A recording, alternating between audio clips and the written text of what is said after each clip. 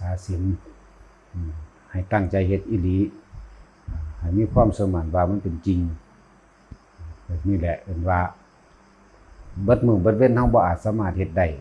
เต็มทุกข้อใดที่เฮาบ่อาจสามารถเฮ็ดได้ ในตอนกลางวันเฮาก็เฮ็ดให้มันได้ในตอนกลางคืนคือตอนสินอนนี่เองทุกคนให้ไหว้พระอรหังสัมมานะโมแล้วก็พุทธังธัมมังสังฆังสรณังคัจฉามิแล้วก็ตั้งเจตนาขึ้นเลยนี่ข้าพเจ้าขอตั้งจิตเจตนาในการรักษาศีล5นี่ข้าพเจ้าจะไม่ฆ่าสัตว์ตัดชีวิตไม่ลักทรัพย์ไม่ประพฤติผิดในกามไม่โกหกทำให้ผู้ใดผู้หนึ่งเสียชีวิตและทรัพย์สินไม่ดื่มสุราและนิไรนับตั้งแต่แบบนี้เป็นต้นไปจนกว่าจะถึงตี 5กำหนดเอาเวลามันเมื่อถึงเวลานั้นข้อที่ข้าพเจ้าทำไม่ได้ข้าพเจ้าจะขอเลิกขอลากันขอว่าไปจังสี่พิจารณานอนแล้วก็พิจารณาความทุกข์ของเจ้าของในชีวิตประจำวันทั้งที่มีผ่านมาแล้วทั้งที่เป็นไปในอนาคตพร้อมกันแล้วแต่คิดถึงสาเหตุแห่งทุกข์ที่มันพาเวียนว่ายแต่เกิดแล้วก็หาวิธีดับทุกข์ของเองแล้วก็ไปสรุปลงว่าขึ้นชื่อว่าความตายนี่ตายเมื่อไหร่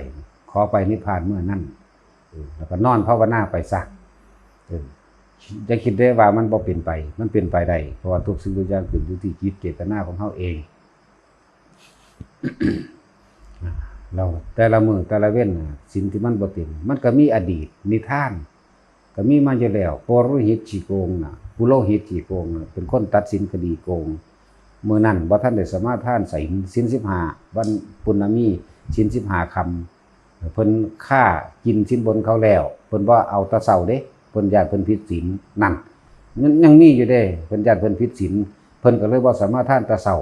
เพิ่นกะว่าเพิ่นสิตัดสินคดีนี่ซะก่อนเมื่อตัดสินคดีแล้วยังได้กระจ่างกูจังสิสามารถทานเอานั่นอีปุโรหิตขี้โกงอันนี้ปูล่ะเพิ่นก็ไปตัดสินคดีพอดีเพิ่นรอดเพิ่นตัดสินหลายคดีจนว่ามันฮอดบ่ายโมงพอดีเพิ่นก็ตัดสินคดีแล้วพระราชาก็เลยมาถามว่าท่านได้สมาทานศีลหรือยังมื้อนี้เป็นวัน15ค่ำเด้กันโอ้ผมก็สิไปสมาทานเดี๋ยวนี้แหละก่อนสิสมาทานไปเฮ็ดหยังกินข้าวเพิ่นสมาทานศีล8เด้ไปกินข้าวมันอิ่มซะก่อนเดี๋ยวก็กินข้าวอิ่มแล้วก็ไปล้างปากล้างหน้าล้างตาหยังเรียบร้อยแล้วก็สาธุข้าพเจ้าขอสมาทานศีล8ว่าซั่นนับตั้งแต่บัดนี้จนไปจนกว่าจะถึงแจ้งของวันใหม่แจ้งวันใหม่ในสมัยโบราณคือเอาเห็นลายมือดวงอาทิตย์ขึ้นเห็นลายมือนะมันก็บ่ได้แจ้งวันใหม่ติแต่ว่าเพิ่นสมาทานศีลแล้วเด้ในศีล8พุ่นเด้อาหารมันบ่ย่อยจากว่ามันอดข้าวอาหารมันบ่ย่อยมันก็เลยเกิดว่าอาหารเป็นพิษตายแล้วก็เพิ่นนึกถึงศีลที่เพิ่นสมาทานไว้เด้ต้องมีความนึกถึงพร้อมก่อนสิตายโอ้มึงสิตายก็ตายไปบ่เป็นหยังดอกกูก็มีศีลอยู่แล้วนั่นเสือกตายไปเป็นเทวดาเฉยอยู่ด้วยก็จังซั่นแหละ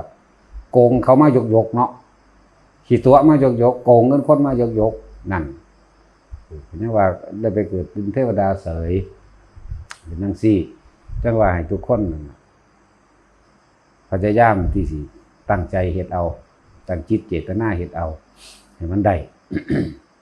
เพิ่นสมาทานศีล8พุ่นดิผู้ศีล5ก็มีบัดนี้หาลางคนฮอดบ่ฮู้จักการทำบุญทำทานอีหยังบ่เลยมีแต่ความทุกข์ยากลำบากแล้วก็บ่ฮู้จักว่าการทำบุญแต่ว่าในขณะที่สิตายแค่คือลูกเศรษฐีนั่นแหละเศรษฐีนั่นน่ะที่มันป่วยนอนป่วยแล้วก็สุดท้ายมาเห็นพระพุทธเจ้าย่างอยู่ถนนพูนลูกเศรษฐีนั่นน่ะมันป่วยมันสิไปฮู้จักที่จักแดนอีหยังมันไปนึกถึงพระพุทธเจ้าบาดมันสิตายมันไปสวรรค์สันดาวดึงเฉย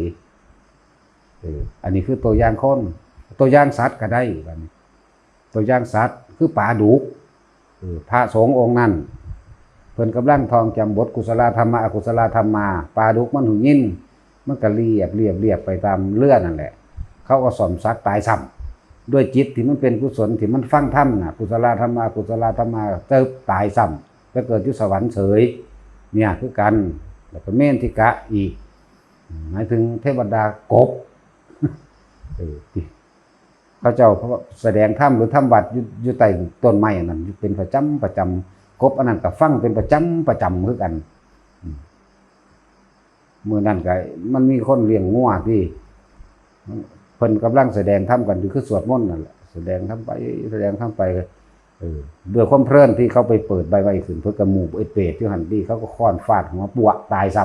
ำไปถึงมาโตอีกเที่ยนึงพูนอยู่สวรรค์สันดาวดึงพุ่นนี่แหละจังว่าให้ทุกคนพยายามระลึกนึกถึงไว้บ่ได้ทางนึงก็เอาทางนึงเพิ่นเอื้อไว้หมายถึงธรรมะนี่เพิ่นเอื้อไว้แสดงไว้เหตุถึงความหลุดพ้นก็มีต่างหาทาง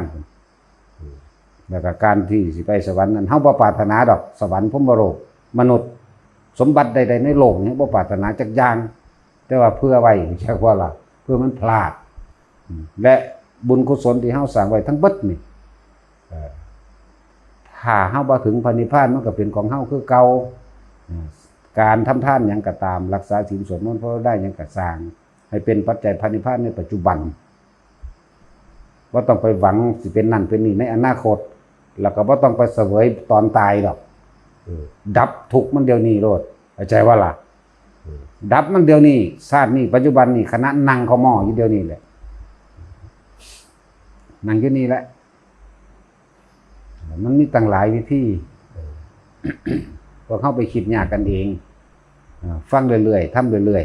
ๆอย่าลืมว่ามรรคอยู่ต้นผลอยู่ปลายมรรคกับผลอยู่นำกันคืออันนึงเป็นต้นอันนึงเป็นปลายคนเฮานี่คิดถึงเอาตั้งแต่ความสำเร็จเอาแต่ยอดมันแต่ว่าบ่เฮ็ดคำว่าต้นมันหรือมรรคนี่การเดินมรรคนี่คือการภาวนานี่แหละให้อยู่ตรงนี้ซะก่อนมันทั้งสิเป็นของมันเองดอกอันจังซั่นฉะนั้นทุกคนพยายามทุกอย่างก้าวให้เป็นพุทโธไปได้กินข้าวทุกอ้าปากขึ้นเป็นพุทย่ำลงเป็นโธอยากบ่ล่ะเฮ็ดได้หรือยังเจ้าอย่าบ่ใสจะต้องหาดหวดเด้จะต้องหวดเฮ็ดได้หรือยังโอ้ยหน่อยแท้ได้แน่ว่านี่แหมได้2โตนึงติคือเป็นสอนหวดนี่บ่พยายามฝึกไว้มันให้มันได้ทุกกิริยาอาการเป็นจังว่าอยู่ย่างพุทโธได้หรือยังย่างไปไสก็ตามได้หลายจังน้อยอยู่ได้5-6โตขึ้นมาอยู่เนาะคือสอนหวดนี่แหมเสียงสั่นตัวได้แน่อยู่ก็เต็มบาทนอนนี่ได้การอยู่เนาะเต็มของเลยบัดนี้บาดนอนเอามันเต็มของเลยเด้อตัดอย่างเดียวตายยังไงกูไปนิพพานยำนั่นอย่างเดียวเด้อบาดนอนนั่นนะรับตายไปโลดใจเวลานี่ตัวอย่างเฮาก็เห็นแบบตัวใจเวียงแล้วบ่ได้เจ็บบ่ได้ปวดอีหยังเนาะสบายตายยิ้มคนบ่เจ็บบ่ปวดมันเลยบ่มีความกังวลเพราะว่าเราไปเฮ็ดหยังก็เฮ็ดบ่ได้อีกแล้วเราเลยเฮ็ดทั้งใจเราก็มีแต่สวดมนต์ภาวนาเท่านั้นตัวเฮ็ดอยู่จังซั่นแล้วเล่าบ่โดนบ่นานดอกเล่าน่ะสบายกว่าหมู่แล้วยังแต่พวกเฮานี่แหละเนาะเล่ามันเป็นขี้เฒ่าแล้วเด้ซั่นแล้วให้ทุกคนทุกอย่างก้าวในการย่างไปย่างมาที่บ่ปากบ่เว้ากับไผก็ให้มันเป็นทุกอย่างก้าวเป็นพุทโธทุกการกินข้าวก็เป็นพุทโธหรือพระจิตสวดมนต์ก็สวดไปทุกความคิดขอให้คิดไปโดยธรรมสัจจิตะปริโยทัปปนั่งนั่นแหละต้องทำจิตให้ขาวรอบปลอดจากอกุศลทั้งปวงจะไปคิดสร้างผู้นั้นเครียดผู้นี้ทำจิตให้มันขาวรอบว่าตัวพระเกิดพระเป็นพระตายกับความคิดเท่านี้เด้พระเป็นพระไปจากว่าล่ะฉะนั้นพยายามถ้ามันบ่อาจสามารถที่หยุดคิดได้ก็ขอให้คิดในพุทโธนั่นเองหรือคิดเพียงหน้าในธรรมในทุกข์สมุทัยนิโรธมรรคคิดในอันนี้ถ้ามันหยุดคิดบ่ได้พยายามแยกให้มันเป็นแยกให้มันเป็นแยกหยังเอาจากคือบอกแยกกายแยกจิตให้มันเป็นร่างกายเฮามันบ่ได้รู้เรื่องหยังนำเฮาเด้นี่เป็นอัพยากตาธรรมมาเด้บ่ได้เป็นบาปบ่ได้เป็นบุญก็ไผเด้โตสิเป็นอันกุศลานี่เป็นหยังใจเจ้านี่เด้กุศลาสร้างกุศลไว้เป็นปุญญาภิสังขารไปอกุศลาเด้สร้างอกุศลไว้ ก็เป็นอกุศลธรรมมาเด่นอภยากตาธรรมมานี่อันนี้ยังบ่ทันได้เป็นบุญบ่ทันเป็นบาปเพราะว่าบ่ทันได้เกิดการกระทบทางใจกับแม่นนั่นแหละแต่ว่าอีหยังก็สร้างกูบ่จะเกิดอีกอย่างเดียวโลดยังคิดยากหลายเนาะพ่อเมื่อ สาธุ